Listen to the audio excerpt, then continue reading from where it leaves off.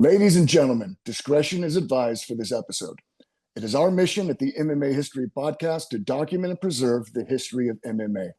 Sometimes we get to interview guys like Todd Medina, whose life outside the cage is an example of nobility and community service. Other times we interview guys with a checkered past like Phil Baroni, Gerald Strevin, and Epstein's bodyguard, Igor Zinoviev. This interview is one of the latter. We do not condone the crimes of Hermes Franca. We also didn't shy away from the chance to hear about his career from his perspective in his words. This episode is bound to anger some of you. You are welcome to express this anger in the comment section. We will not censor any comments so long as they do not include threats of violence. This interview is challenging for all the reasons you think it was, but we remain committed to our mission and to giving our audience the interviews that nobody else is giving. Enjoy the episode. Ladies and gentlemen, this is not a paid advertising. TheOnlyGround.com, onlyground.com is one of the most amazing places for information that I consistently go to. If you guys want to have conversations about our old interviews or even topics that we don't discuss, the group of people that are on the onlyground.com message boards are some of the most brilliant that I have ever come across. Those little like knick-knack facts that we get here and there, that's where a lot of it comes from. Please check out the link in the bio. Welcome to the show. I am MMA insider and Herb Dean's dog sitter, Joey Venti, and you're listening to the MMA History Podcast, the only podcast dedicated 100% to the preservation of mixed martial arts history. Interviews and stories about the early days of MMA direct from the men who lived it. Hundreds of interviews, thousands of hours of research, all conducted by the most obsessed mind in the business, the MMA detective Mike Davis. Join us as we document the history of the sport we all love. Welcome back to the MMA History Podcast. I am Joey Venti. I'm with the host of the show, Mike Davis. He is the MMA detective. I am Herb Dean's dog sitter, and we have a special episode today. Our guest is a former WEC champion, three-time recipient of Fight of the Night, and one-time UFC lightweight title challenger. Welcome to the show, Hermes Franca. Thank you very much, guys.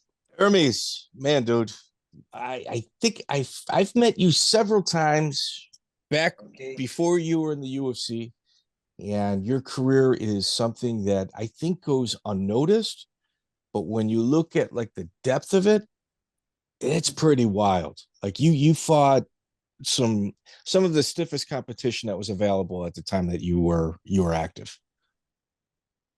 Yeah, it was crazy,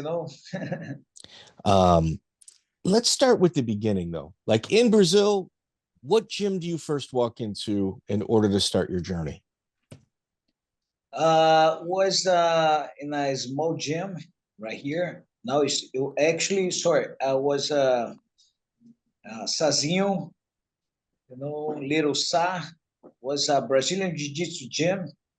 I started with 18 years old back in the day, and that's where everything started, So you were 18 when you started? Yes. Whoa. So I did a lot of jiu-jitsu competition. I love it. I say, oh, man, that's amazing. And in 1994 was my first class, Brazilian Jiu-Jitsu first class. Okay. Yes, 1994. In 2000, I went to the United States. Okay, here's the thing about your journey, though. Like it's like a sleight of hand. It's almost like a magic trick to get there if you're from Brazil, especially if you've got zero competition. So your first jiu-jitsu class is 1994. Who was your instructor?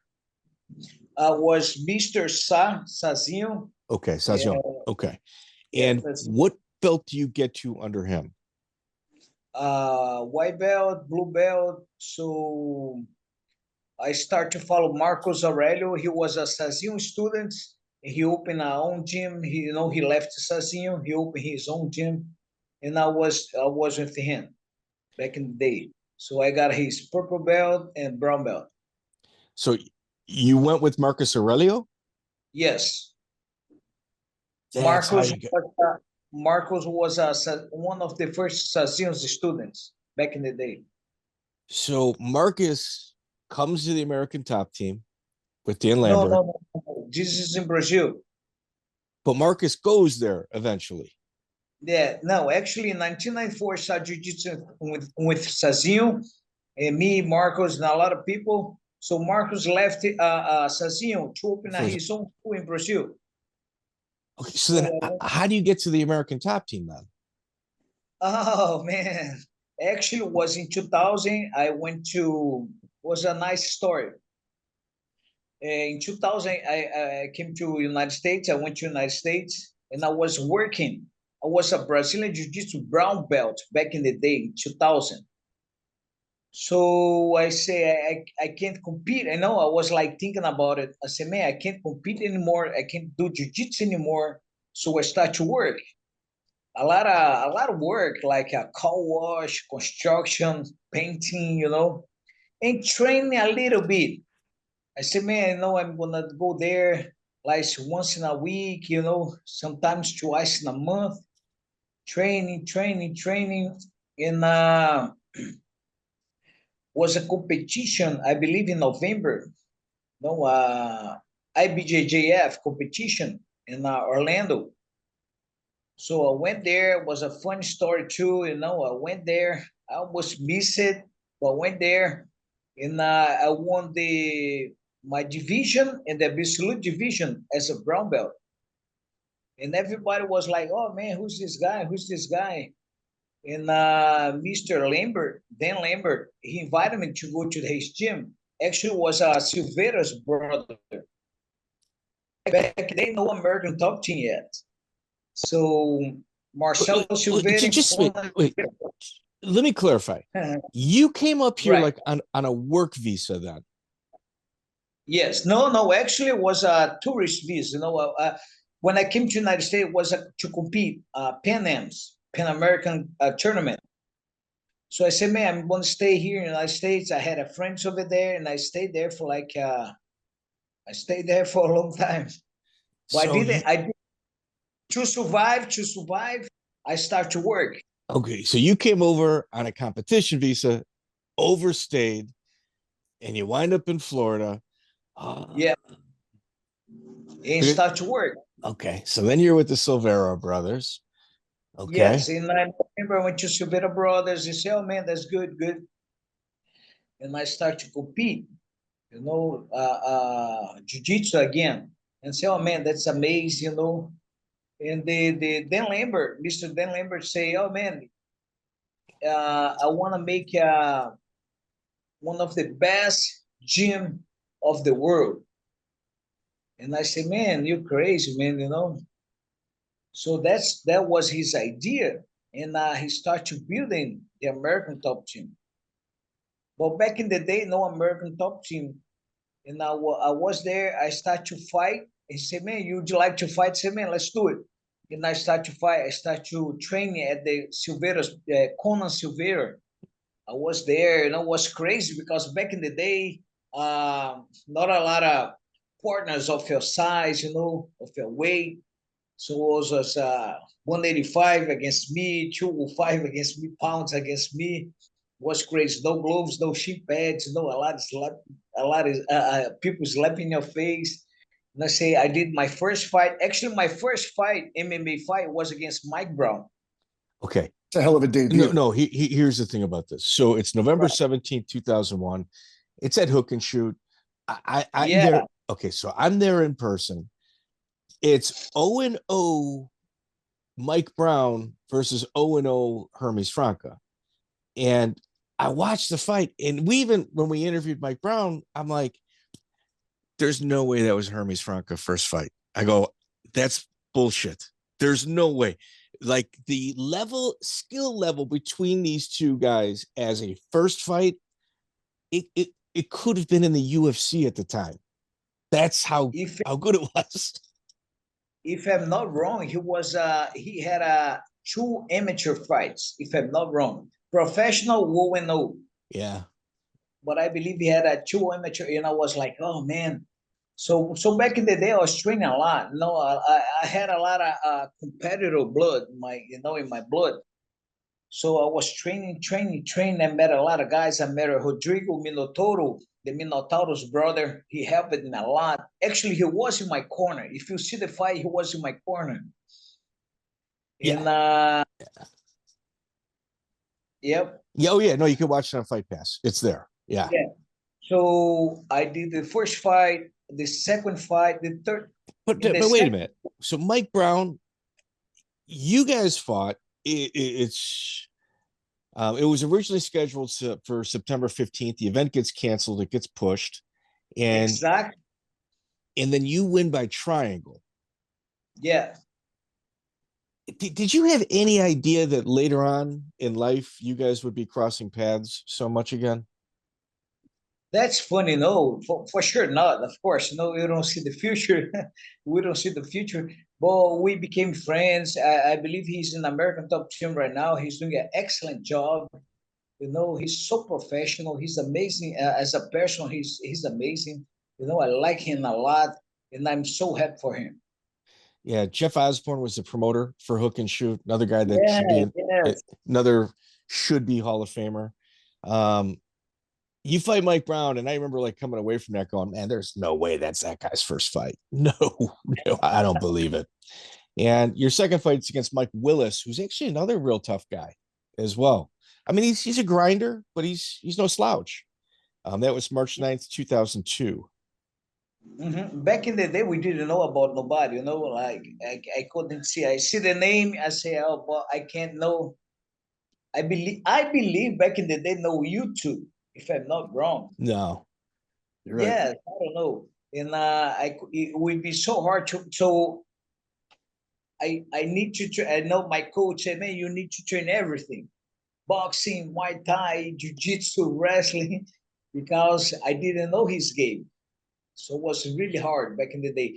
So I believe in the second to the third fight, Dan, Mr. Dan Lambert has the idea. I want to be a nice gym. It's amazing. It's going to be awesome. We rent a nice place, a huge place, and put cage, ring, mats. You start to bring. I think he brought Ricardo Liborio from Brazil, from Brazilian top team, and that's what became the name American top team. Your third fight's at May 11th, 2002. It's your third fight within a calendar year from your first fight. Don Kaecher, he's 5-0. He's got a win over Josh Rafferty, who's the Ultimate Fighter season 1. It's for Jamie Levine. Like that. That's here. Kaesher's no joke. Mike Brown's no joke. 2 of your first 3 fights. Yes, back in the day, no things like, oh, I want to be famous. Back in the day was like you need to be a real fighter, but like back in the day, to fight. And Kaecher, you obviously you win that fight. It doesn't really list like the way of victory, but triangle. There's 3 triangles in a row. 3 triangles in a row. Okay. Yeah, so it's a lot of submission. Then Yohei Suzuki is your 4th fight. He's 6-4-1, but it's like a Japan 6-4-1, which means he's tough as fuck. I believe. I'm sorry. I believe that's when he started American top team. Okay. Yes. Yeah, Suzuki's no joke as well. Like he's got a good pedigree out of Japan, and now we're still in your first calendar year of fighting, and Anthony Hamlett took bronze in ADCC. Like Anthony Hamlett, no, I think he took 4th. He took 4th in ADCC. Anthony Hamlett out of the Pacific Northeast is also a very respected guy. He was 7-6 at the time, but like fought only murderers. Always a B-side. It's a nice guy. And I believe it was my first title shot against Anthony Hamlett. So I won the hook and shoot title. Yeah. Yeah. And then you celebrate your 1-year anniversary and you wind up at 150 pounds against Ryan Diaz, December 13th, 2002. Ryan's 11-5. He's like from Jinnison Systems. In 1999, he competed in ADCC with a loss against Vinny Magalhaes on points. Ryan Diaz is also a murderer. Yes. What's a funny story about Ryan Diaz? I think we fought in Florida, right? Yes. Was in Florida. And I was training. I said, man, I'm gonna take him down. He's stand-up guy. He's really good kicks and knees. And I was warming up like minutes before the fight. And Jeff Monson, Jeff Monson came to me and said, man, he's gonna throw right a knee right in the beginning of the fight. Be careful. I saw him training. So if you see the fight, that's what he did. He came running and threw a knee. I think Jeff saved me a lot, because I was saying, man, I'm gonna take him down, I'm gonna take him down, I'm gonna take him down. And when Jeff told me, I said, man, I'm gonna, do a big step, a big kick, stop his knee, a big kick, and throw and take him down. And that's what's happening. Jeff Monson is one of the bigger personalities within the sport. Amazing. What was your experience like with him? Yeah, he came to American Top Team. He was huge, he was a good wrestler, funniest guy ever, so humble and tough, training every single day, Monday to Sunday, every time. Used to help a lot of people, and was a nice training with him. It was amazing. Good person, good energy. He was not like afraid of germs either. Did he ever steal your mouthpiece? And put it in his mouth or anything like, or your cup or anything like that? No. It was fun, people making a lot of joke, but he was amazing, man. As a person, I love him a lot. You might be the first person that doesn't have a Jeff Monson story about him doing something. I had a lot of stories, believe me. I have a lot of stories, believe me. Did he sell you his car that had no brakes? Yes. But I don't know if he say crazy, but I don't know, out of his mind sometimes, He was arguing with cops, because he was this, was that. It's funny. Crazy guy. So you get called to the UFC August 25th, 2003. Rich Crunkilton is the opponent. How does that phone call take place? Is it last minute, or did you have ample time to prepare? Yeah, actually, I believe my first UFC fight was on April 2003. Oh, April 25th. Do I get that wrong? Yeah. I do have that wrong. Yeah, April. Yeah. You're right. Yeah. April 25th. Yeah. I don't know why I've got August. I apologize. Go ahead. Yeah. So I had time, but back in the day, my ex-wife was pregnant, and my son born in February 2003. And I was like, wow, man, was wild. No UFC, my first son, and working, training was a lot on my mind. And I had to prepare myself really well, mentally well. I was happy, of course. 7-0 before UFC. And I didn't know about Rich Crunkton. I didn't know about him, about his game, of course, about his game. So I was training, like insane. Waking up in the morning, running, eating well, doing what I could do.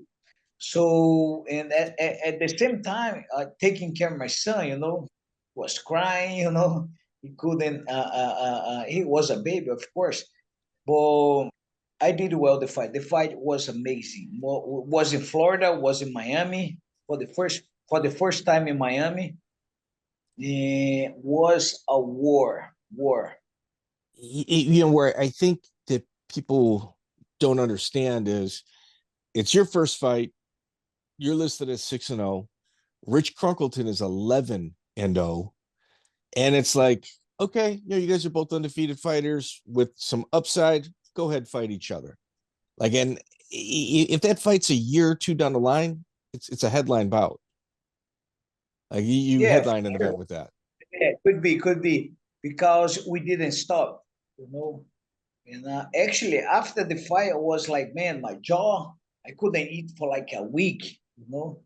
And after the fight, I went to the locker room. Was peeing in was dark, you know. I said, man, I spoke with the doctor, man. I went to the bathroom and my pee is dark, black. I said, man, you got a lot of heat in your kidneys. So drink a lot of water, rest, you know. And I said, wow. So like I said, I couldn't eat for like a week. My jaw was like sore. It was a war, man. And we became friends. I love Rich Crunkton. He's amazing. He's a good person. Crazy too. Crazy guy too. It's Yeah, your first time going the distance in that fight. yeah. It's the first time that you went all 3 rounds. You couldn't get a finish. Yeah, I couldn't finish him, you know. Actually, if you see the fight, back in the day, we didn't have like a verbal tap. I throw a Kimura. He was screaming, and his arm went all around, and he didn't tap. Is And his he left stopped. arm? Yes, I believe so. And I felt that I broke, and I broke his arm. He was screaming, and the referee back in the day didn't stop. There's no way you didn't break his arm. Yeah, he got a suture Yeah, after the you fight. had to have. Yeah, if you watch it, it's like, oh, there's his arm, and he just doesn't tap. Yeah, the Yeah, he referee did. was James Waring, former fighter himself. That Yeah. might be part of it. Yeah, back in the day, people didn't know a lot about jiu-jitsu. Even Joe Rogan, if you see in my first fight, he was like in the commentary, he was like, man, what the heck is that? So he didn't know about a lot. Today he's amazing. He's a Brazilian jiu-jitsu black belt. He knows a lot about jiu-jitsu. But back in the day, he didn't know. Your first Yeah. fight's Rich Crunkleton was 11-0. So this is kind of like the depth of the water that Hermes is thrown into. Your next fight's against a former title contender and Caol Uno, September 26, 2003. He's 15-5-3, but he's already fought for a world title twice. Uno's no Yeah. joke. Yeah. First, actually, when Dan told me about Caol, I said, man, you crazy? He said, man, if you win, you maybe can fight for the title, you know? And if you lose, man, you lost for Caol. Let's do it. I said, man, let's do it. We start to learn his game, study his game. I was studying his game, you know, a lot. When you fight in UFC back in the day, you know, I believe in a lot of people has a dream fight in UFC, you know. And back in the day, imagine back in the day, you know, and I was like, you know, prepare myself really well, really well. So I was there. I knew what I was doing, you know. I was in another level for sure. And Josh Thomson is right after that, January 31st, 2004. And he's Rich Crunkleton's teammate at AKA, and it's your first loss. Kind of controversial, though. Was the first fight. That's that. I believe I can lie for you guys. The UFC, when you have a guy who came from Brazil who nobody's know, you know, nobody know who is he. Yeah, I don't know who is he, and I start to fight the how can I say the fam, you know, the light, the spotlight, start to uh, go to the wrong direction, and I start to drink a lot, you know, a lot of party. I wasn't no excuse. Josh Thompson is amazing. Was a tough fighter. Boy, Vegas, you know, a lot of show, a lot of women, a lot of girls, and I was like, man, I was I was going to the wrong path. So I started training, but not training like before. and I started to use a lot of alcohol and having like a wild life, you know. So, like I say, as I said before, no excuse. Well, that for sure was a big point, you know, a wrong point before the fight. Yeah, But yeah. it still was amazing fight. I woke up in the third round. I almost knocked him out, you know. But it is what it is. So Joey, when fighters get tired, they react differently. Right. And this is the first time that we got to see like a tired Hermes Franca. And what he does is he settles back on the back of his feet, on his heels, so he can kind of get out of the way. And then he just throws fastballs, just crazy power, no getting out of the way. I'm just going to walk forward and throw crazy power because I can't keep going back and forth. I can't keep going for shots. And that's the first time we saw it. And fuck, was it impressive. That was crazy. That was crazy, man. Well, it was a good fight. It was a good fight. Yeah, you learn a lot about somebody when you see how they react tired. I think in the third round, and I think the referee he jumped on my shoulder, you know, back in the He day. touched you. Yeah, he touched you. Yeah, and maybe I missed it. A point. I don't know. It's too fast, you know. Well, the thing was, you know, what can I say? You know, back in the day, what we can do, you know, nothing. All right, so check this out. He loses to Josh Thomson. Yves Edwards is at UFC 47, August 2nd, 2004. You lose a split decision. Oh, like another Hall of Fame fighter, Yves Edwards. Yeah, yeah, he's amazing. Another great man, amazing man. You know, as a fighter, as a person, and I still believe that I won the fight. You know, but they gave to him. He had a big day back in the day, and I missed an armbar. And I think that counts a lot. Before the third, I almost finished the third round, and I missed the armbar. But I believe that the fighter need to know, have to be a wins in loss, you know. So I won now. But back in the day, I had a big support. How can I say? I had a big support. So I was sad, you know, but I said, man, you know, it is what it is.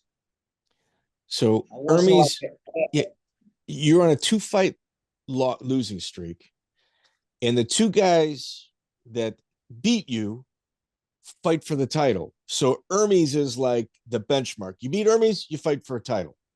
Like if you would have beat Yves Edwards, you guys would have rematched, or you and Josh would have rematched. But instead at UFC 49, both of those two square off. And it turns out to be the last fight at that weight class for a while. yeah, that's true. That's true. They finished the 155 division, the lightweight division, for a year or two, I believe. Yeah.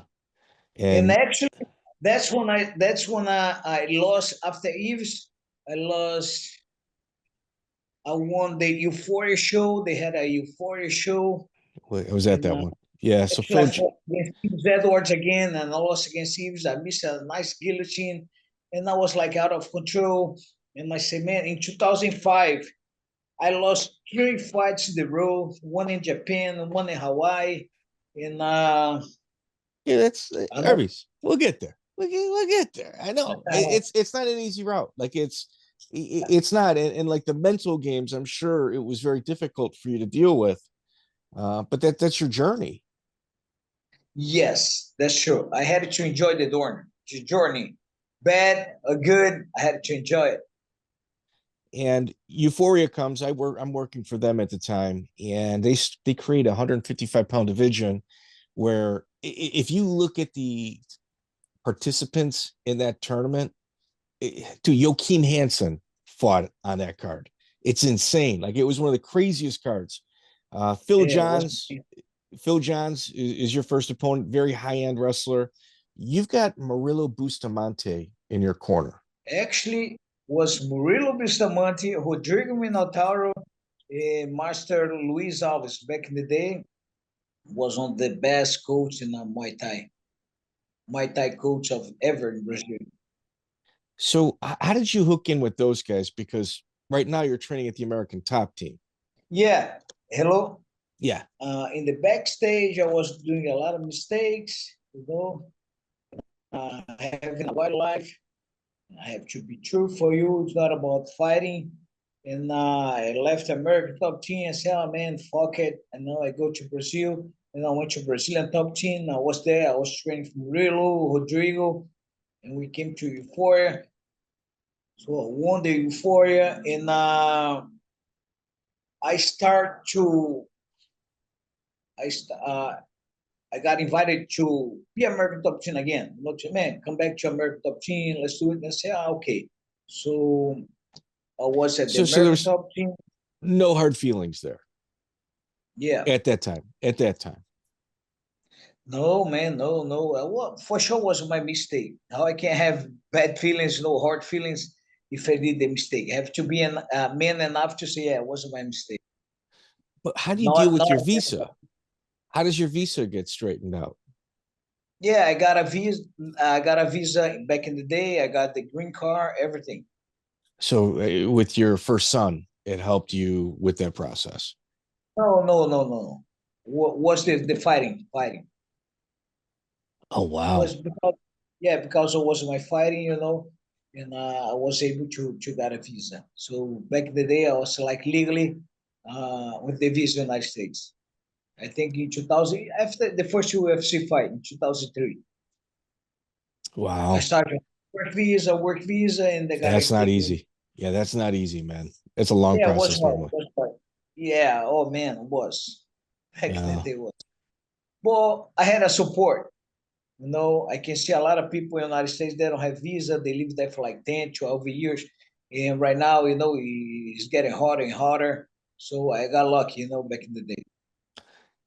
Shortly after that fight, you go against it was kind of like an internet fight between you and Manny Reyes.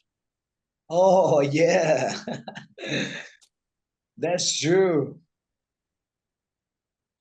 Was funny because was the first trash talker. I believe back in the day, the first, trash talker. And was in MMA.tv. Yeah, the underground forum. Yeah. Yes. And not a lot of online MMA stuff.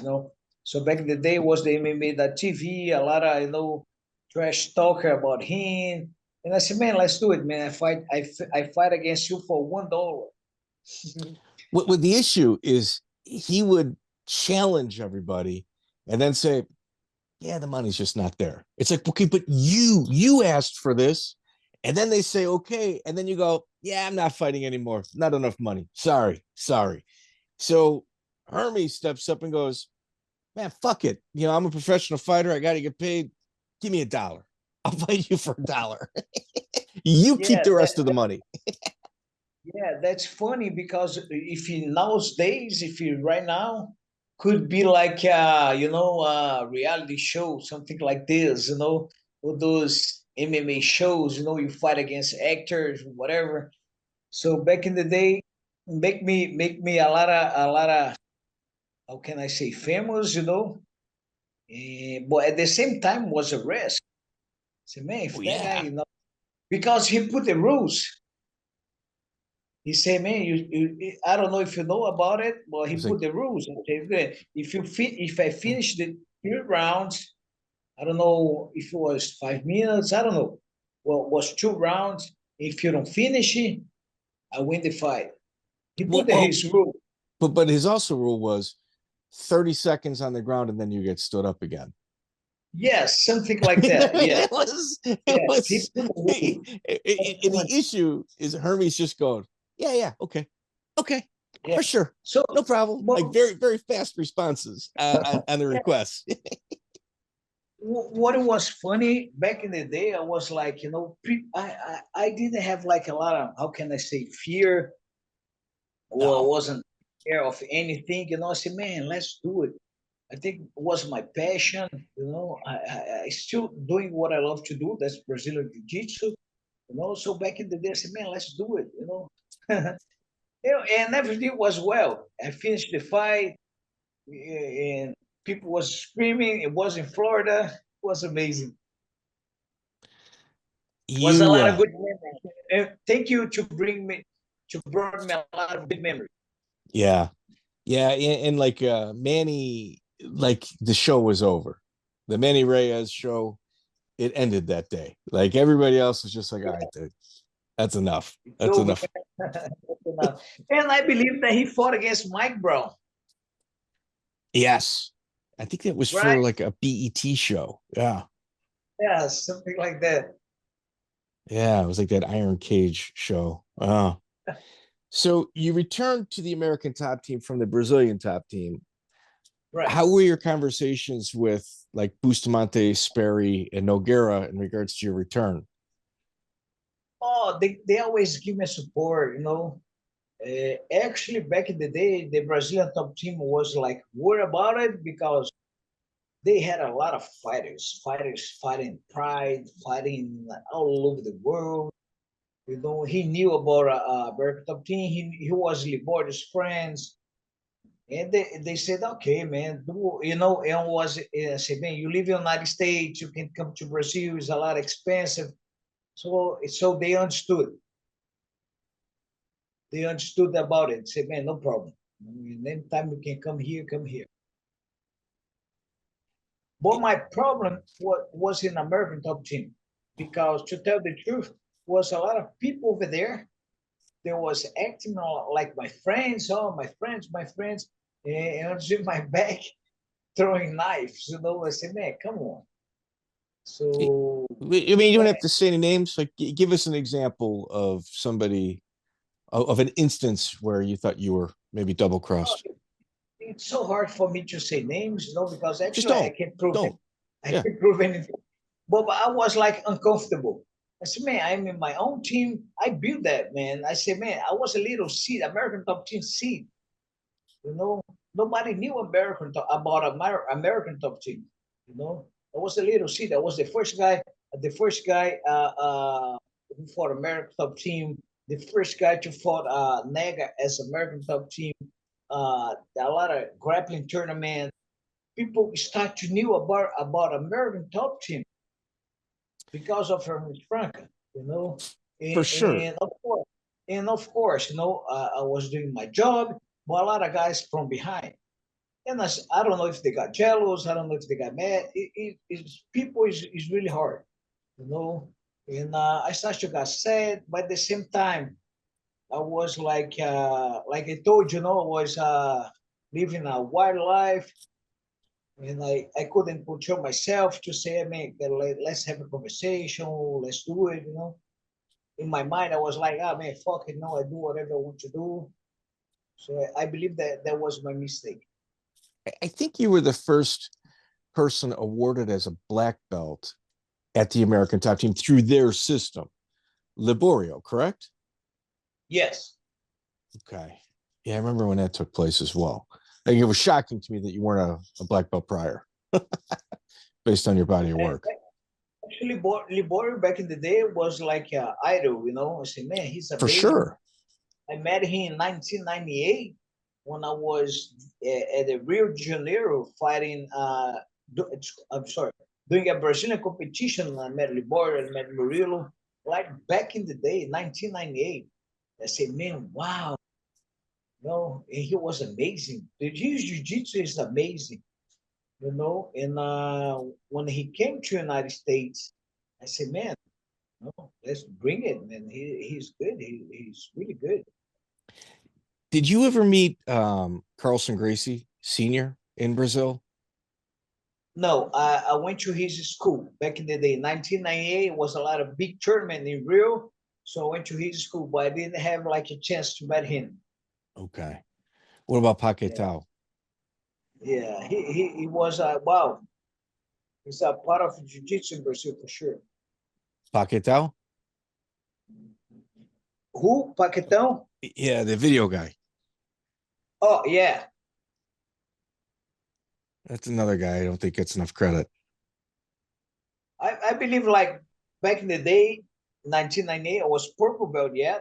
So I heard about it, but like he not about Carson, Helio Grace, but was the people on my time, like Liborio, Murilo, Zé Mario, Minotauro. So that was like my generation. Man, Zan Mario. Man, that guy's a legend, bro. He's a beast, man. He's a Yeah. beast. Yeah. So you wind up February 26, 2005, Euphoria. It's the second round of the tournament that eventually kind of gets broken up. They're never able to really complete it. Yves Edwards, again, split decision loss. Yeah, I was like, man, again, I was doing really good. If you see the fight, I catch him a guillotine real tight, and now he left, and I said, man, he has. It is what it is. I can't explain. No, it was a great fight for sure, but what can I say? What can I do? No? It's over. It's over. But it was amazing fight. It was amazing fight. Where there started to come kind of like, I can tell you, like on the administrative side, where people started to kind of question whether you were either burned out, you were no longer motivated, was your next fight against Ray Cooper. You fought Ray Cooper on May 25th, 2005, in a Shudo USA event. And it's the first time that you ever got finished. Yeah. I was in 2005. I went to the Armory. It was a gym. I left American Top Team again. When I went to another city, Jupiter in Florida. Yeah. I believe like an hour from American Top Team in the Armory. It was a nice gym, small. I had no training over there, you know. And I said, man, I go there. I believe I'm gonna win, and I lost. I said, man, I can't believe it. Well, it was like not out of control, but wasn't training for a fight. Ray Cooper he finished Antonio McGee. He's got a win over Jake Shields, and he's got a win over Jeremy Williams. Ray Cooper is a bad boy. His. Yeah, Ray Cooper is somebody that I don't think gets enough respect. He's got a win over Jake Shields. Yeah, and his son does too. Yeah. Yeah. And then you go to Japan, where you go K1 Heroes, Ketetsu Boku, and you have another issue with a decision loss. That's 3 in a row. Yes. And was K1 Heroes, right? Yeah. And I say, man, I can't believe, man, what's happening. I was like real sad, So that's the time that I say, man, you know what? I'm gonna finish my career. I'm not gonna fight anymore. It's over. I'm gonna be here teaching, make my money, and that's it. So that's when I started to thinking about it. So I have in my notes at this time, December 2005, you opened up the Armory with Kurt Pellegrino, Vlad Blois, and Rafael Chavez. But you said it was before. Yeah, back in the day was myself, only myself. Like in everywhere that I go, it was by myself. And the owner, he saw the American Top Team. He met with Dan Lambert. He said, "Man, let's go make a big and nice team." And I said, "Look, I can't do that by myself." And we invited Kurt Pellegrino. He came to the Armory. Wild Blois, he called me and said, "Man, come here, man. You can be a nice Muay Thai coach." And I called Rafael, help me here. Rafael Chaves, helping me here, man. So that was a deal, all four, and the Armory start to grow, so big. There was a little bit of controversy with your relationship with Kurt Pellegrino. I know Liborio didn't like the fact that you promoted him to black belt without his permission. Yeah, that's how I was like disrespectful to Liborio back in the day. Like, I said, man, I don't need nobody, fuck it. I was so disrespectful because I'm not like this, you know. Liborio is a master. Back in the day, he was a master.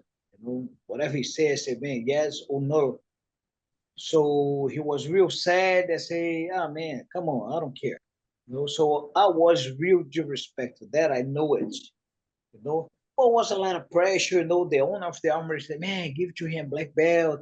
He needs it. He's gonna be happy. So I believe that was my first mistake. Being disrespectfully boy. To say that Kurt wasn't a black belt, though, you can't say that. Like so it's like I understand like there's a respect in a system and an honor thing. Kurt Pellegrino was one of the better wrestlers in the entire country. And the guy knew jiu-jitsu. Maybe it was early, maybe not, but he was operating at a black belt level. Yeah, if Joe Rogan's a black belt, then so is Kurt Pellegrino. At that time. Yeah. I believe like Kurt was really good grappler, good wrestling, amazing, Yeah, very good. And with Gi too, he was tough. Not a jiu-jitsu competition, because I was like trying to be an MMA fighter, but he was good. His level was good. He knew how to teach. He knew how to act like as jiu-jitsu fighter, And I said, oh, that's everything. But I put a lot of pressure. Oh, they put him a lot of pressure on me. He said, oh, he needs. I said, man, actually, it's going to be awesome, man. 3 guys over here as a black belt. 2 guys as a black belt, me and Kurt Pellegrino. So I passed Liborio's decision. I believe that was my first mistake. But at the same time, I believe that when Liborio said, oh, man, it's over, stay there, be there, don't come to American Top Team anymore. And I said, okay, no problem. But at the same time, look at what is funny was me, Kurt Pellegrino, the only fighter, MMA fighter, Rafael Chaves, only jiu-jitsu, and Wild, only coach. And we started training of 4, plus some amateur fighters and students. In 2000, in the end of 2000, in the beginning of 2006, Anthony Hamlett, he came to my gym. We trained a little bit. And he say, Hermes, you're a tough guy, man. You're a good fighter. Don't stop. I said, no, man, I don't want to fight anymore. I said, no, man, come on. You're a good fighter, bro. Let's do it, man. I had a fight for you. WEC. Wait. Let me set it up. May 17, 2006. It's a title fight. Believe me, bro. He said, man, let's do it, man. You can do it. You're good. And I was thinking. And I came to my home. I told my wife, man, come on, don't fight anymore. I said, man, I want to fight. I want to prove how good I am. So listen, in 2006, I start to fight, to compete again, fighting. And I did WEC, I believe, 3 fights in WEC. Only training me, Kurt Pellegrino, a few amateur fighters. Only in doing some physical training and training Muay Thai of the Wild. That's it, like amateur guy. So in 2006, that was my team. So in 2006, I started like WC, fighting for the title, fight against I came back to UFC, win the UFC. I fought against James Varner. I beat James Varner. Was a crazy fight. Wait a minute. Hermes. Hold up. Slow down. Gabe Rudiger is a WEC champion. On a 9-fight win streak, by the way. On a 9-fight win streak. Okay, so I'm familiar with the American Top Team guys because you guys would show up to our events in the Midwest. You'd have all your tracksuits on. You would fight almost for free, and it would be against the biggest ticket sellers on the card, and you guys would wreck everybody and then go home. That's it, and take some of the local women with you at times. That's what the American Top Team was. So at this WEC event, Gabe Rudiger, who's a tough guy, he is. When I see Hermes Franca as the opponent, I'm like, fuck, the big bad wolf. The big bad wolf has entered the building. And like I say, people knew about Hermes Franca at an American Top Team at the great gym. It's a lot of fighters. But at the time, I was just me, a few guys, man. That's what was amazing. That was like, I believe that's the time that I proved myself how good I was. I didn't knew about America. People was like, man, he's not gonna be nobody because now he's out of American Top Team. He don't have a sponsor anymore. He don't have like Dan Lambert behind him. I said, man, that's okay, no problem. So when I started to fight in 2006, I was like training with me 3 or 4 amateur fighters. Only Kurt Pellegrino was professional. Yeah, Pellegrino's friggin' good though. I mean, Pellegrino's legit. If you see my record in 2006, man, I was fighting month after month. Yeah, Gabe Rudiger. I was the first guy in UFC that I fought UFC legally. I left UFC to fight WC against Edgar, and I came back to UFC because back in the day, Dana White was fighting WC. Yeah. So you beat Gabe Rudiger, 36-second knockout. One of the team captains over at Team Quest, Ryan Schultz, stud wrestler, hard as nails. You beat him in the AFC April 22nd, 2006. That's Joey. That's a guy that we should probably have on. Ryan Schultz. Sure. Yeah, Schultz is legit. He is for sure. He was. Yeah. He was. And just to do a correction, I fought Ryan Schultz in 2005. I think was my last fight before UFC. Joey, check that out. I got him, Gabe Rudiger. I got Gabe Rudiger, March 17th. Ryan Schultz, and then he goes to Toby Amada. Right. So what year was Ryan Schultz? Ryan Schultz was 2006, April. Man, dude, I almost thought you almost had me twice. Okay. Yeah. Well, Ryan Schultz and I fought again because if I'm not wrong, was Gabe Rudiger, was March. Toby Amada, was here you go. I mean, there's no, it's all meat. There's no fat on this record. I mean, Manny Reyes, but you did it for $1. Like, you knew that was, who gives a shit? All right, give me $1 for it. Fuck it. So you got Ryan Schultz, you beat him. Toby Amada, who's got a crazy submission win. He was tough. Yeah, over Game Bread. Yeah. One more time. It was a crazy submission over George Masvidal. Yeah, Game Bread, yes. George Masvidal. Yeah. Toby Amada. Yep. Yeah, no joke. That's another super tough guy. He was not fun to train with. I trained with Toby. He was not fun in the practice room. Yeah, his jiu-jitsu is amazing. He's tough. And if you see my record in 2006, was like 7 fights in the row or 8 before the title, all by submissions or knockout. Yeah, here. Yep. So you got Toby Amada. You fight him in Mexico. It's an illegal fight, like a non-sanctioned bout. That's May 13th. June 15th, you got Brandon Olson, 42nd armbar in the WEC. And then you get to UFC 61, July 8th, 2006. So you're fighting every month. Like, that's Joe Jordan, another super tough guy. Your original opponent's Roger Huerta. Like that, like you versus Huerta is mind-blowing. Yeah. And Joe Jordan, they pulled George Jordan on a week notice. Yeah, exactly. And back in the day was like, man, actually, when you have someone, like short notice is hard, you know, because you don't know nothing about the guy, and the guy has no pressure. He said, "Let's do it," you know. Yeah, they're desperate. They know they don't have a gas tank, so they're man. Yeah, they're gonna do crazy shit. No, for sure. Yeah. Did you break your hand in the first round? No, I hurt my hand.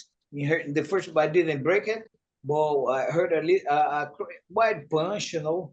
But I believe that I finished in the triangle, right? And it was amazing too. Back in UFC again. So I believe after that I fought against James Varner, right? Yep. Yeah, Jimmy Was Varner, who's I mean, you're world-class wrestler, competed I think he made the top 4 in the National Golden Gloves tournament, trains with Drew Fickett. You got submission of the night against Joe Jordan, 3rd round triangle. And the Jamie Varner fight, you got the finish of the night with a 3rd round armbar. Yeah. What is funny, he throws his mouthpiece, I believe in the 2nd round, the 3rd round, the 3rd round. He threw his mouthpiece, and the referee, I think was I don't know who he was. Big John McCarthy. Yes, Big John, and he stopped the fight. Not the fight, he stopped the time. He said, "No, time." He throw his mouthpiece. He has a lot of time to rest, like maybe a minute or more. I said, "Man, that's crazy." Boy, I still finished the fight. That was amazing. That was good. Yeah, he takes a couple points. He keeps spitting his mouthpiece out to get rest. And Big John McCarthy, I don't think he's as assertive as he should be. Yeah, in regards to it. Yeah. Yeah, Jamie Varner, I think he's also an underrated opponent. Nate Diaz. Dude, think about this murderer's row. What? Wait, that's Nate Diaz's only submission loss in his whole career. Dude, you got Nate Diaz coming up. Yep. Like it's just murderer. And like I say, I was like, what? And I start to drinking pot again. Oh no. After if I'm not wrong, was August 26th against James Varner. It was 27th was my birthday. So in September, I went to Hawaii, stayed there drinking and having a white life. And I came back, celebrating for a month. And when I fought against Nate Diaz, he said, "Man, I don't know if I can do it, man. You know, I'm not training. You know, say, man, you can do it. You can do it. Let's do it." I mean, who are you talking to? Who are you talking to at this time? The owner was like the Armory. You know, the owner was Joe Bullens.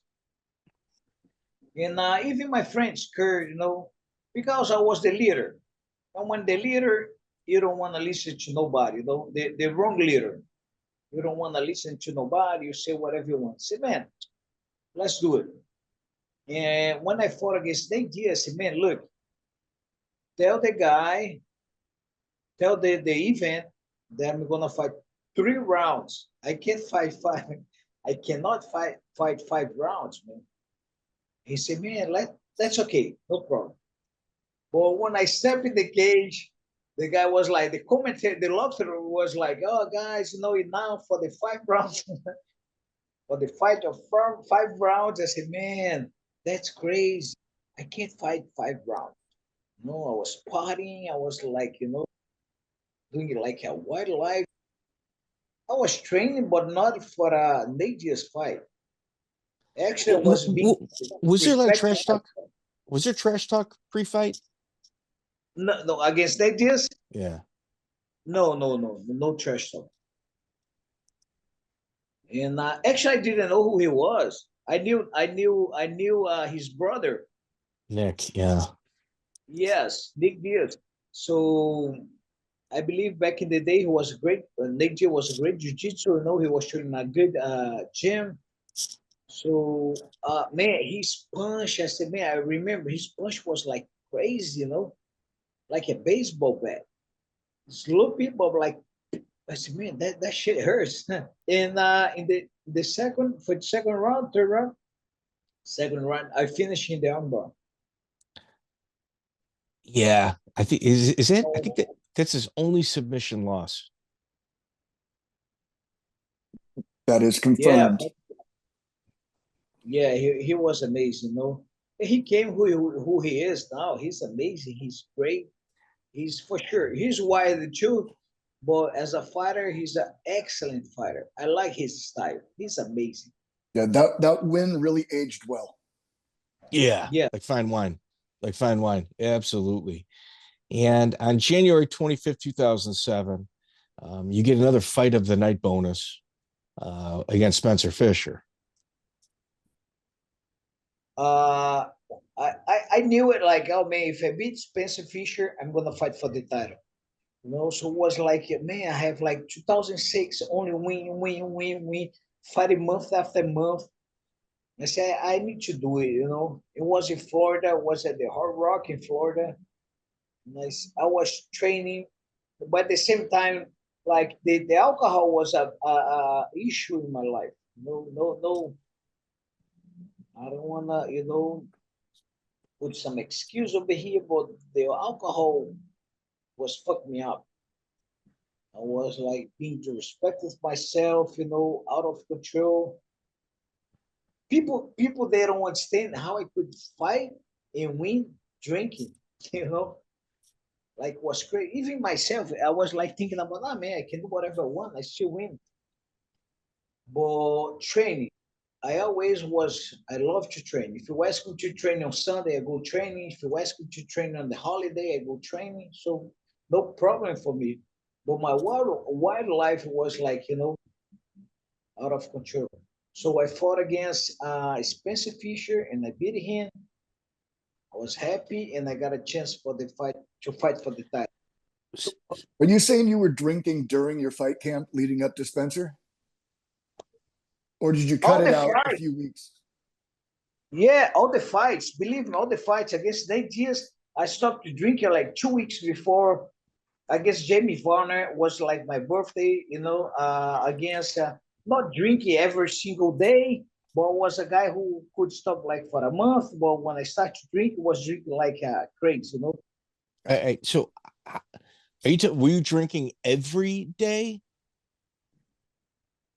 Like, Say again? what time would you Would you drink every day? No, like I say, I never did. When you drank, you just couldn't stop. Yeah, I couldn't stop. Yeah, maybe I could stop for like a month, but when I started drinking, was like every single for a week or two. All right. What time do you start drinking at during the day? I think before my fighting, I think before my fight against Joe Jordan in UFC. What time during the day do you wake up drinking? No, not that, but like in the lunch at lunchtime, sometimes, even my wife back in the day said, man, come on, you drink like right now, in the morning, like 11, before the lunch on Monday, before the lunch. Yeah, man, come on, only 2, 3 beers, that's it. And that came like common in my life. Oh, that's not good. And Friday, Saturday, and Sunday was like, oh, for sure, alcohol. So when we interviewed Spencer Fisher, he said it was this fight that was the last time he walked in a straight line. Oh. Yeah, he told me about it. I was like, oh man, because sometimes, of course, you think that was, I tried to explain a little bit for him. Say, you think there was a fight? Well, I believe the training before the fight is really hard too. The camp before the fight. How many punch, how many kicks, how many throws, how many, knees. So sometimes you got hurt before the fight. Sometimes not hurt, not bad, but a lot of punches and a lot of kicks. Do you guys can understand me? Sometimes it's not. Yeah, sometimes it's not the fight. Oh, for sure. Yeah. So this was another one of those instances where you're losing the fight. You're clearly losing the fight, until you get tired. And then you just say, fuck it. Here it is, man. Come knock me out. I'm going to try to knock you out. But your reckless style, like you said, the people that take fights last minute, they're the most dangerous because you just don't know. When you get tired, that's how you fight. And you caught Spencer in the second round.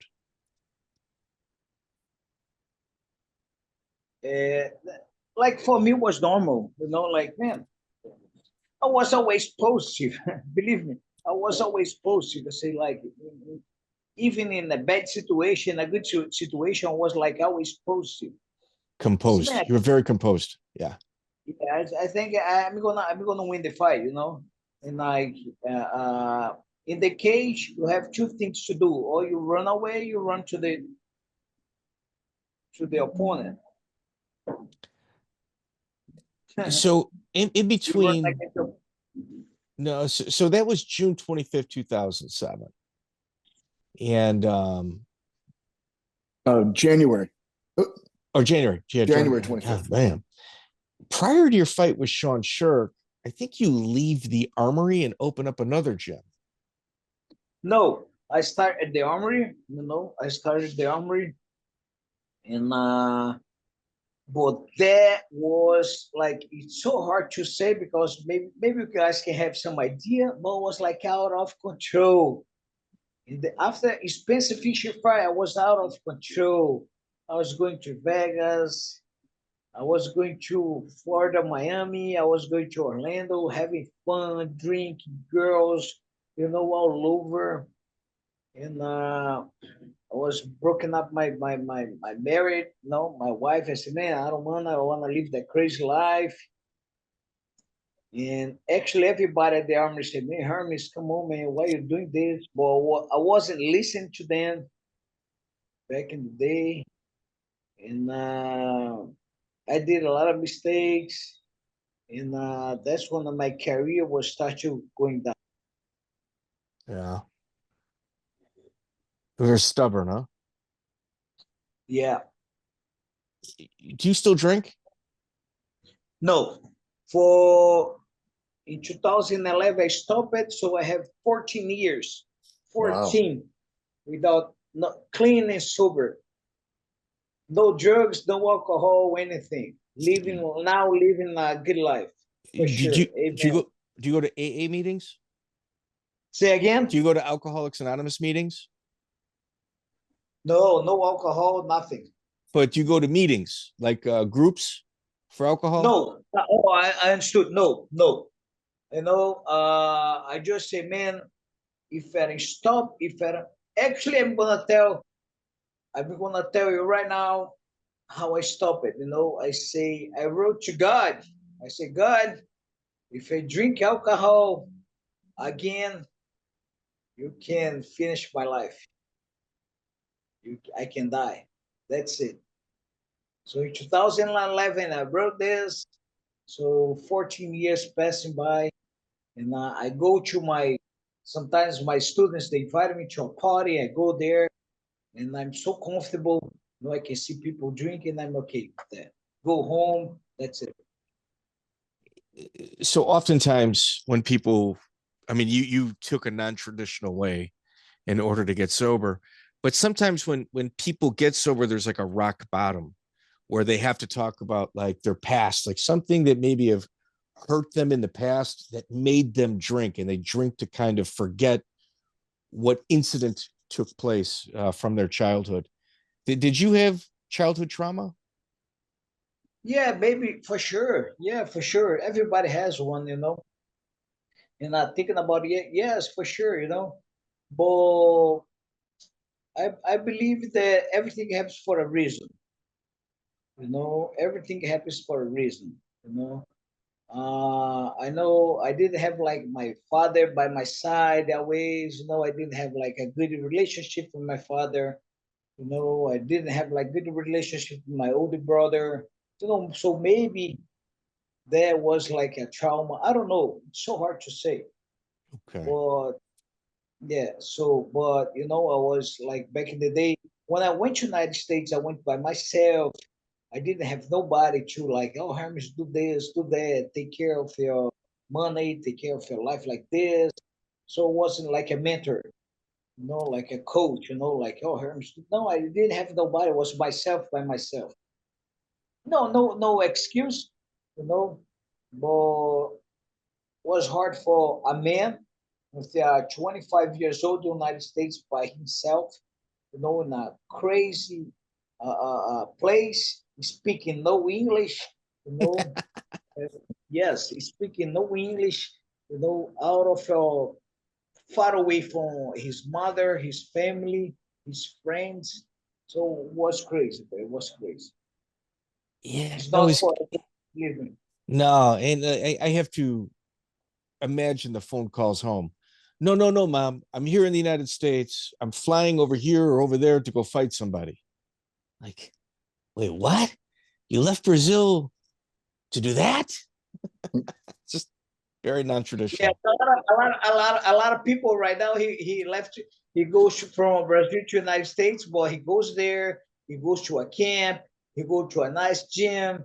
They have like a place to stay. So back in the day, wasn't that with me, man? People, a lot of people from here, they ask, "No, Hermes.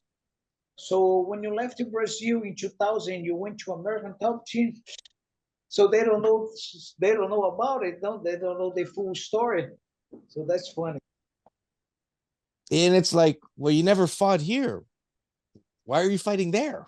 It's like you don't even get to fight in Brazil until your 35th fight.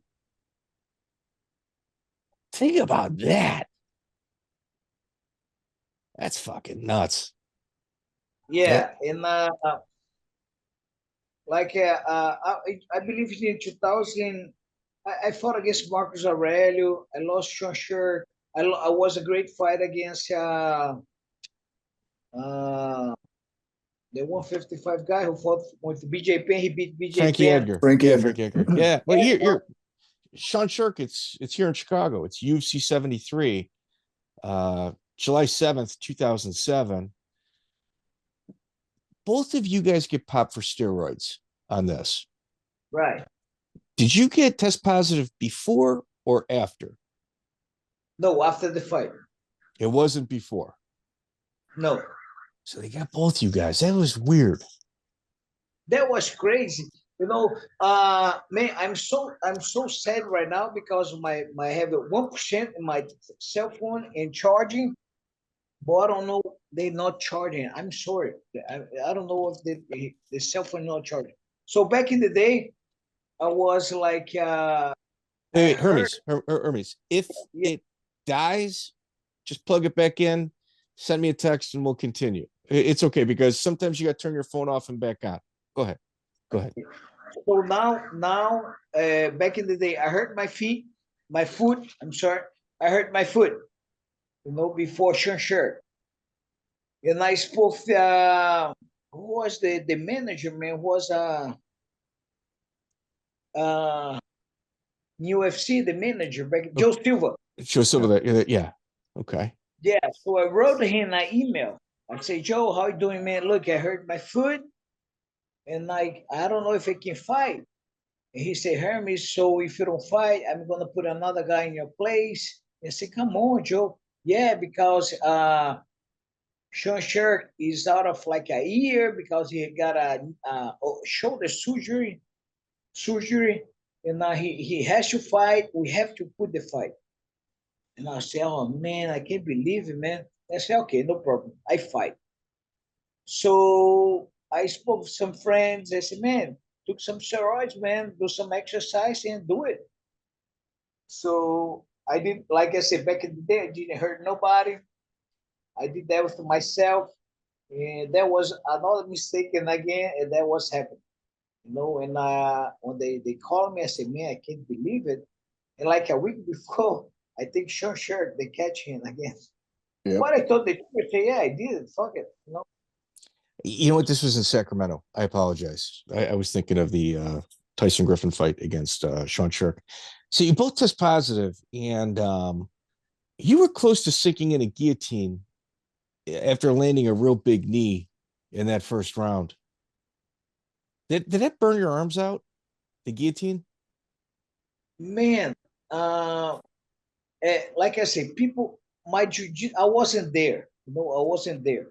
My luck, my chance, not my lucky, my chance was a knee or some kind of submission like an armbar or guillotine. I was training for it. So the knee was good, but he didn't went out. The guillotine was tight, but the guy was really strong. Pull it out, and I said, "Man, what am I gonna do now?" So my foot wasn't 100%. So a lot of things going on. Second And, round, yeah, you landed a heavy hook and you dropped Sean Sherk with the knee to the head. You went for a guillotine. Fourth round, you land another opening knee. Like there was something on video that you saw and you stuck to the game plan. You never got away from that game plan. Exactly. So that's when you goes like, "Oh man, what am I gonna do, man? No plan B. What plan? One plan A. So it was hard. Yeah, So Armando, you after the fight, I spent like a year because of the suspension, and I was really sad. You asked to But be released by the UFC so you could fight in other countries. And Armando Garcia publicly stated that he'd give you a lifetime ban if you did so. yes, yes. And I said, okay, no problem, no. And I was like the time the cement. No, like I say,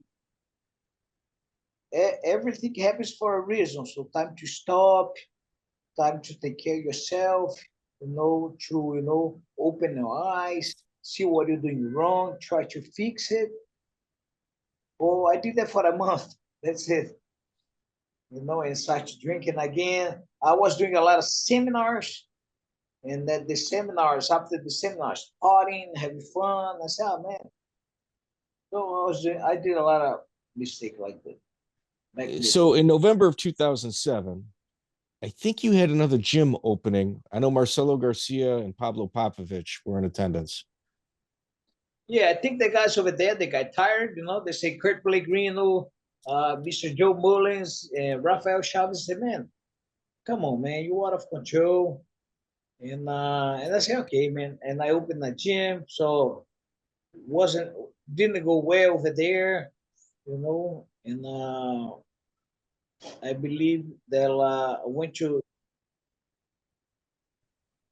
San Diego. If I'm not wrong, I was helping someone. With Alliance. You were at Alliance in San Diego. Yeah. Yes. With Jeremy Stevens. Yes. So yeah, so that was my mistake, Like I said, back in the day, I didn't listen to nobody. Yeah, Frankie Edgar is right after that, July 19, 2008, another fight of the night. Right around this time, yeah, you did fight of the night with Frankie Edgar. Yeah. That's a tough dude.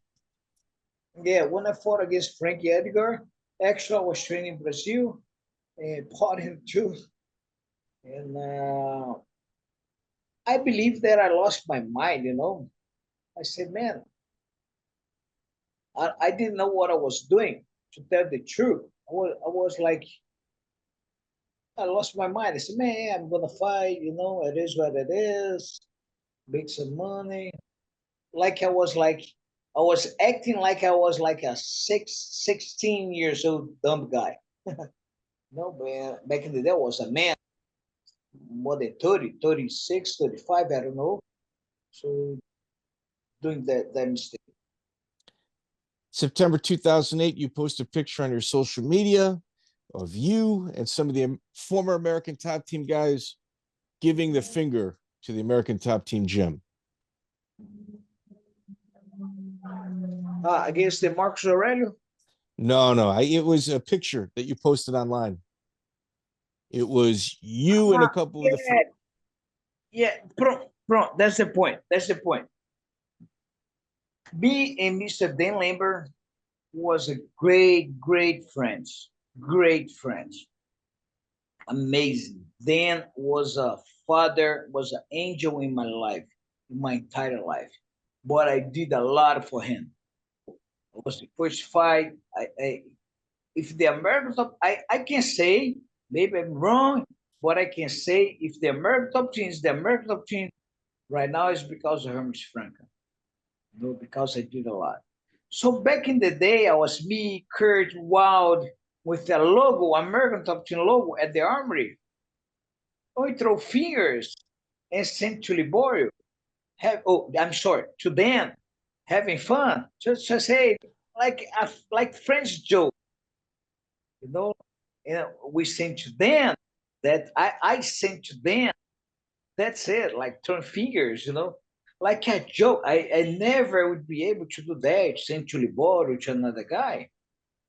And then show to some guys having fun. Dan was a funny guy. He's still a funny guy.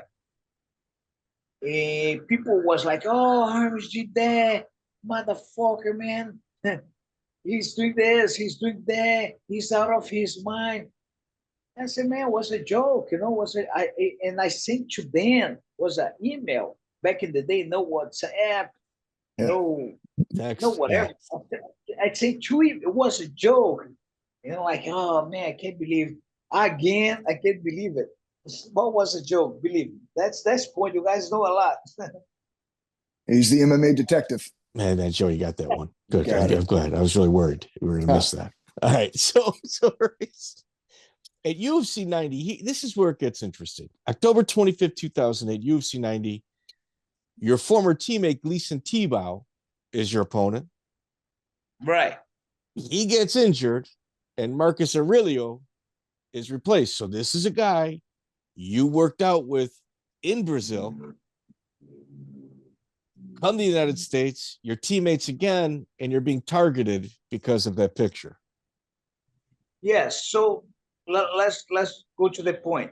Back in the day, he was my coach, excellent coach. But as a person, horrible. So he came to United States, take me and Wilson Gouveia, was his students. Of course, he was my coach back in the day, come to United States. He came to United States. So that was a guy that I wasn't comfortable by him. He was, saying a lot of things about me, and I said, man, this is not true. Why are you saying that? Even Marcelo Silveira told me, man, that guy here is your friend that we call a friend. He's saying a lot of bullshits about you. So anyway, I was like, man, come on. Maybe he's jealous, whatever, I don't know. So I was fighting against Gleason Tebow. Actually, I fought against him in Brazil here, a grappling match in Brazil, on his city. And I believe Joe Silva say, Hermes, we have another opponent for you. I said, oh man, good. Who is he? Marcos Aurelio. And I was like, wow, Mark, are you sure? He was my coach. I told it, he was my coach. And I said, yeah, he said he want to fight. I said, you sure? Okay, that's it. Good. Did you text him? Marcos? Yeah. No. I said, because I left the American team for a long time back in the day. I said, man, no problem. I knew about him. I believe it was his dream. And I said, that's okay, let's do it. And he started to say a lot of things on internet. That I was a bad guy, that was doing this, doing that. I said, man, why are you doing this? And someone told me, Hermes, be quiet, don't say anything, training, and do what you got to do. Bro, you can ask Jeremy Stevens. Week before the fight, we drink, we party. We partying, I believe Jeremy was going to listen to that video. He say, Hermes, you crazy, man. And I say, man, I'm going to beat that guy. I'm going to kill that guy, man. Why the guy, want to fight against me? So we having party in San Diego, in training. Me and Jeremy was wild too, man. I should talk to him. He's a nice guy. I love him a lot. All my respect.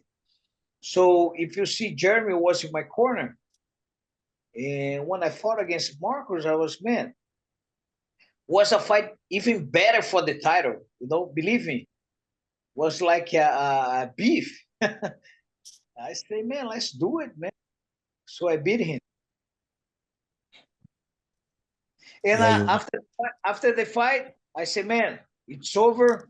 And I tried to shake his hands, and he left him there. Yeah, that was it. Have you talked to him since? No, but bro, I'm gonna make it the opportunity. I say that I did a lot of mistakes in my life. If I did a lot of mistakes for someone that listened to the radio, the interview right now, my apology. Forgive me. Back in the day, I was just a white man, a white guy. Then he gave me a lot of opportunities. Mr. Dan Lambert gave me a lot of opportunities. He gave me a lot of how can I say opportunities, big opportunities, and maybe he wasn't a father. I believe that he was like a grandfather.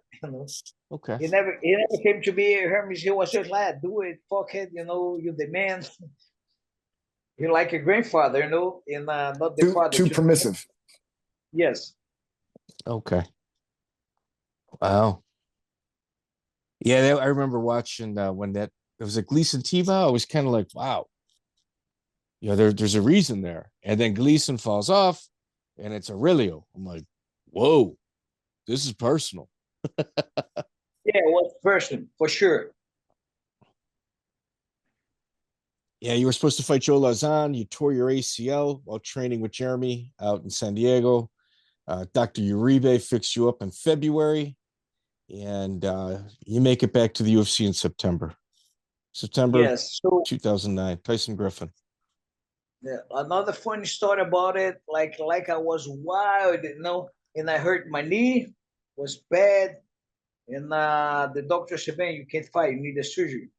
Man, I was broke as I was fighting to survive back in the day, and partying, and I was like, "Man, yeah, now what's gonna happen? No, I don't know what I'm gonna do." So listen, man, a day before, Dana White called me. But a day before, I was doing alcohol, drugs, party. I woke up, somebody called me, and I was like wasted. I said, man, what the heck is that? And I answered the call, was Dana White's secretary. Oh, Dana White want to talk to you, call me when you can. I said, man, what the heck, man? And I took a shower, said, drink a hot coffee, and I called them. They say, hey, Dan, what's up, man? Hey, Hermes. And then I would say, hey, Hermes, what's up, man? I say, hey, man, I hurt my knee, man. I don't know what's gonna be. It's listen, I'm gonna pay for your surgery. And I was like, what the fuck, man? Really? Say, hey, Dan, thank you so much, man. Fuck, thank you. No, I never forgot. He said, thank you for everything that we did for the UFC. I say, thank you, brother.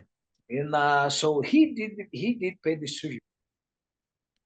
And actually, if you got hurt in UFC fighting, he take care of the fighter, but not outside, right? If you got hurt, yeah, if you got hurt inside the cage, he takes care of you. Or if someone got hurt out of the cage, training, no, the UFC, they really don't care, nah? So he did it for me, man. Well, it was like amazing. So back in the day, my manager was Reed Wallace. He passed away. And he said, Hermes, I'm going to catch you the best doctor in shoulder and knee, Dr. Ribby. And man, believe me. Actually, Dr. Ribby, he did the surgery, ACL, ligament, ACL, meniscus, and cartilage. My knee was fucked up. He said, man, I almost changed for another knee, a titanium knee. I said, oh, Dr. Reeve, thank you. Well, at the same time, I was broke, no money, no fighting. And I believe me, in 3 months, three or less than that, a little bit less than 3 months, I was teaching a seminar and drinking and have fun. Oh, wow. I'm laughing, but it's not funny. Sad. Back then they was sad. Yeah, that alcohol, it like you get into like a tunnel vision where you just don't see it. Like everybody else sees it except you, the person that's on the ride. You don't see it.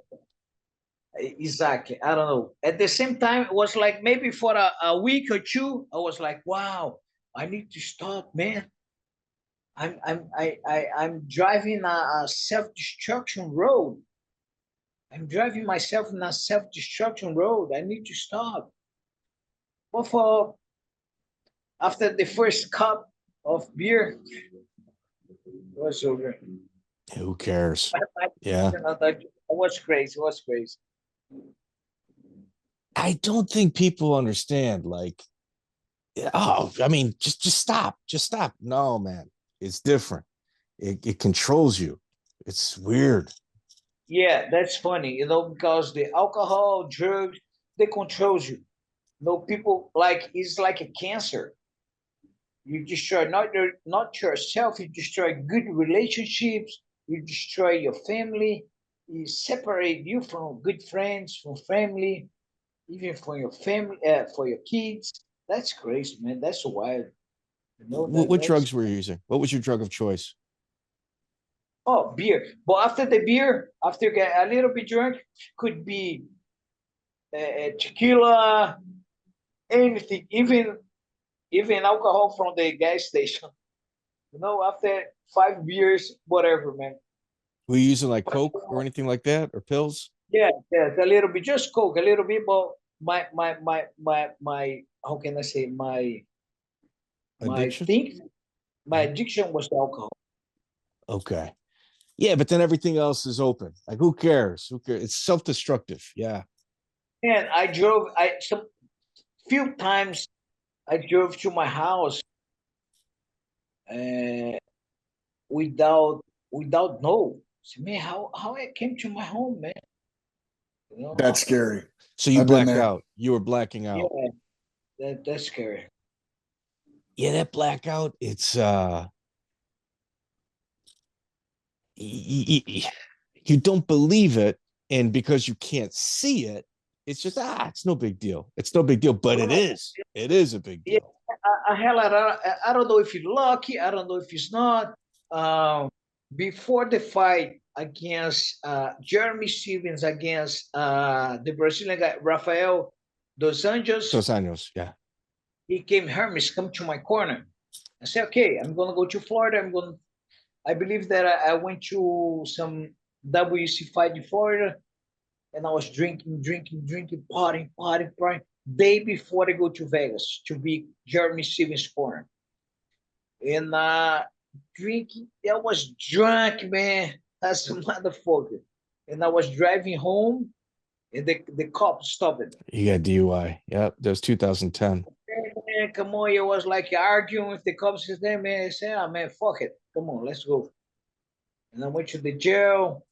And back in the day, the internet, everybody knew it, DUI. I said, man, what the fuck, man? And I went to Vegas, and even Jeremy said, man, what the fuck you here? How did you came here, man? You were in jail. I said, man, don't worry about it. So I got the DUI. So I met a good lawyer who was my fan. I don't want to say his name.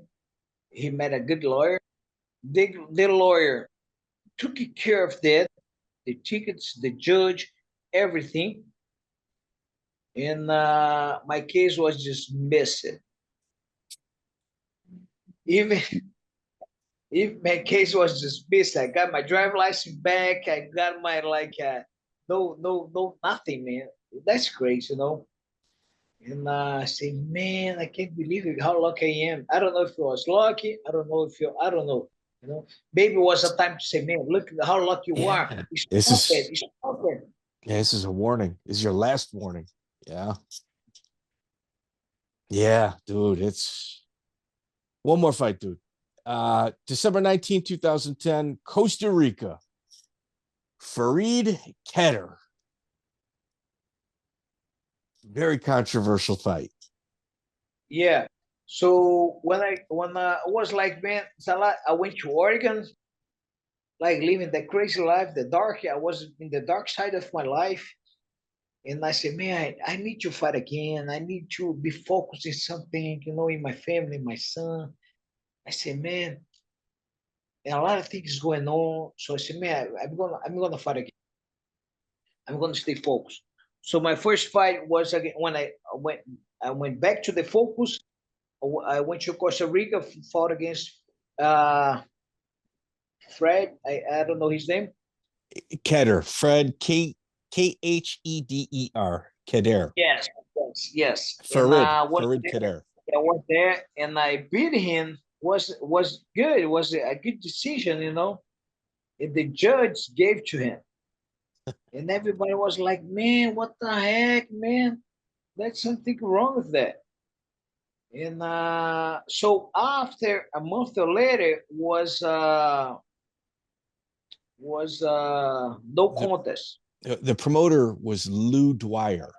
That was her name. Yeah, yes. So was no contest. If you see my fight against Fred, was no contest.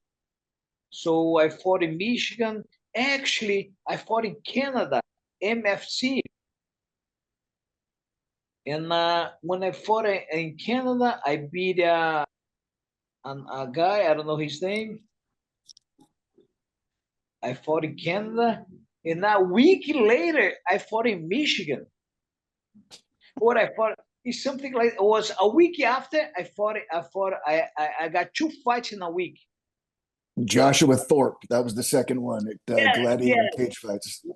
In Robert And Washington. Yeah. a week after I fought in Michigan, right?